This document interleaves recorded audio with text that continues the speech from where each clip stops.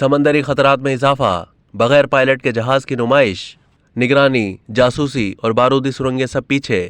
متحدہ عرب امارات اور اسرائیل نے پیر کے روز اپنے پہلے مشترکہ طور پر تیار کیے گئے بغیر پائلٹ کے جہاز کی نمائش کی، جسے خلیجی خطے میں سمندری خطرات میں اضافے کے بعد ان کے بڑھتے ہوئے فوجی تعلقات کی عکاسی ہوتی ہے۔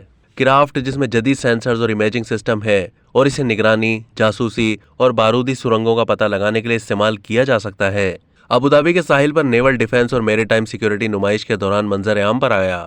بغیر پائلٹ کے سطحی جہاز یا USV کو اسرائیل ایرو اسپیس انڈسٹریز یعنی IAI اور امارات دفاعی کنسورشیم ایج نے بنایا ہے۔ IAI پروگرام کی قیادت کرنے والے اورین گوٹر نے کہا ہے کہ ہم پہلی بار ایک باہمی پروجیکٹ کا مظاہرہ کر رہے ہیں جو ساحلی پٹیوں کو محفوظ بنانے اور بارودی سرنگ کے خطرات کا مقابلہ کرنے میں دونوں کمپنیوں کی صلاحیتوں اور طاقتوں کو ظاہر کرتا ہے۔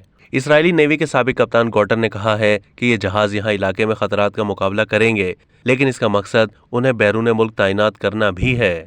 ان کا مزید کہنا تھا کہ IAI فضائی دفاع میں متحدہ عرب امارات کے ساتھ تعاون کو فروغ دینے کی کوشش کر رہا ہے اور امیر خلیجی ریاست کو اس کی بحری صلاحیتوں کو بہتر بنانے میں مدد کی امید ہے۔ اب تک کے لیے اتنا ہی۔ مزید معلومات کے لیے ڈیلی جنگ کے YouTube چینل کو سبسکرائب کیجیے۔